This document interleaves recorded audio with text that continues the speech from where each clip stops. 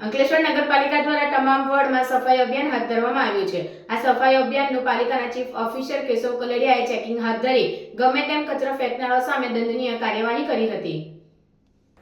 અંકલેશ્વર નગરના તમામ વોર્ડ વિસ્તારમાં નગરપાલિકા દ્વારા સઘન સફાઈ અભિયાન પૂરજોશમાં ચાલી રહ્યું છે। 31 માર્ચ સુધી ચાલનારા સઘન સફાઈ અભિયાન અંતર્ગત નગરપાલિકાના ચીફ ઓફિસર કેશવ કલડિયાએ સેનેટરી વિભાગની ટીમ સાથે વોર્ડની મુલાકાત લઈ ચેકિંગ હાથ ધર્યું હતું અને આડેધડ કચરો ફેંકનારાઓ સામે દંડનીય કાર્યવાહી કરી હતી। સાથે શહેરના 3 રસ્તા નજીક આવેલ શાક માર્કેટ પાસેના મુખ્ય રોડ ઉપર પથારાવાળાએ કરેલ દબાણોના કારણે ટ્રાફિક જામની સમસ્યા સર્જાતી હોવાથી પથારાવાળાઓ અને ફ્રૂટની લારીઓવાળાઓએ કરેલા દબાણો દૂર કરવામાં આવ્યા હતા।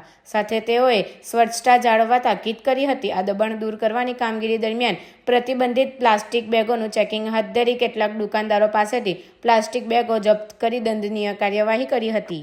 આજરોજ નગરપાલિકા દ્વારા વિવિધ વિસ્તારોમાં સફાઈ અભિયાન શરૂ છે, તેની મુલાકાત લેવામાં આવી।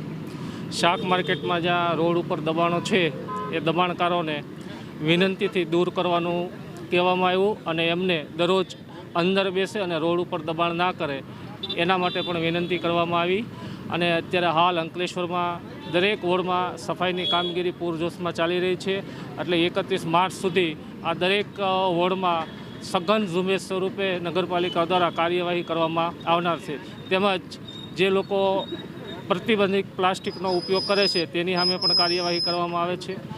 જાહેરમાં જે કચરો ફેંકે છે એમની સામે પણ દંડની કાર્યવાહી કરવામાં આવે છે અને આ 31 માર્ચ સુધી બધી જ કાર્યવાહી ચાલુ રાખવામાં આવશે।